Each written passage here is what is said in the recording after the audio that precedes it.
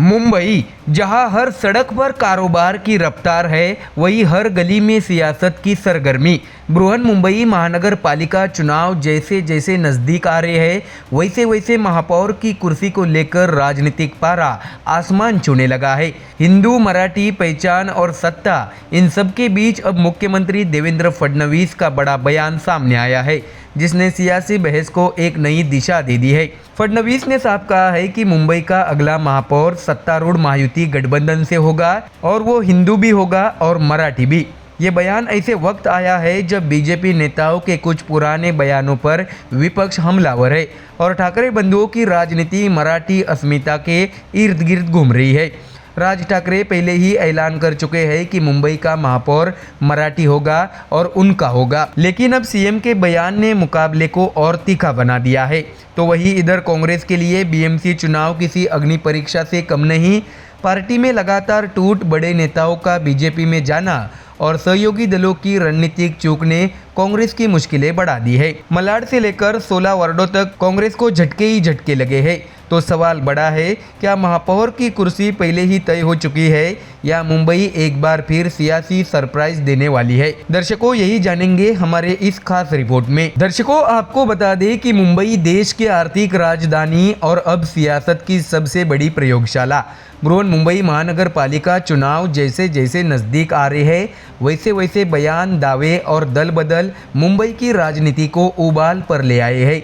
हिंदुत्व, मराठी अस्मिता, गठबंधन की जंग और विपक्ष की टूट, सब कुछ एक साथ। और इसी बीच महाराष्ट्र के मुख्यमंत्री देवेंद्र फडणवीस का वो बयान जिसने सियासी तापमान और बढ़ा दिया है। दर्शकों, आपको बता दें कि मुंबई का अगला महापौर महायुति से होगा, हिंदू होगा और मराठी होगा। ये शब्द किसी आम नेता के नहीं, बल्कि महाराष्ट्र के मुख्यमंत्री देवेंद्र फडणवीस के हैं। एक न्यूज चैनल से बातचीत के दौरान भूमिगत मेट्रो में सफर करते हुए फडणवीस ने जैसे मुंबई की महापौर कुर्सी को लेकर सियासी दिशा तय कर दी है। बता दें कि फडणवीस का ये बयान ऐसे वक्त आया है जब मुंबई में महापौर को लेकर पहचान की राजनीति खुलकर सामने आ चुकी है।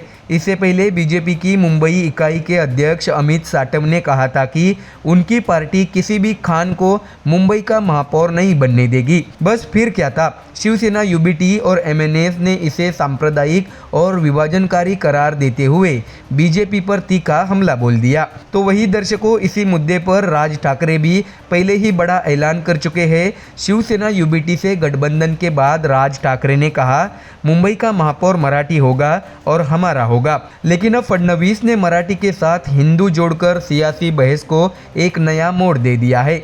साफ है कि बीएमसी चुनाव में मुद्दा सिर्फ प्रशासन नहीं, पहचान की राजनीति बनने जा रहा है। तो वही दर्शकों, इसी बातचीत में मुख्यमंत्री से पूर्व मंत्री कृपाशंकर सिंह के उस बयान पर भी सवाल पूछा गया जिसमें उत्तर भारतीय और हिंदी भाषी महापौर की बात कही गई थी।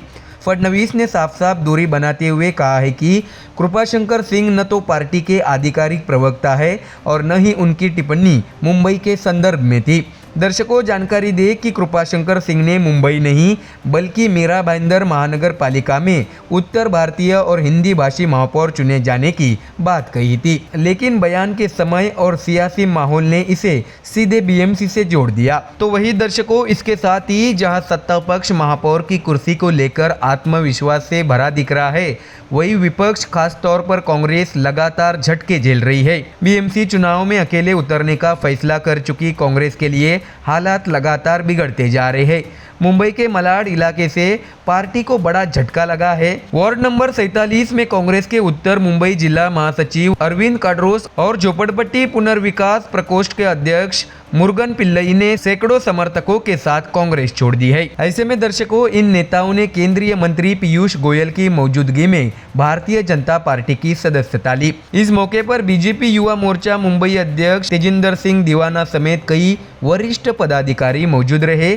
बीजेपी के लिए ये सिर्फ दल बदल नहीं बल्कि जमीनी संगठन की बड़ी जीत मानी जा रही है। तो वही दर्शकों, कांग्रेस की मुश्किलें यही खत्म नहीं होती।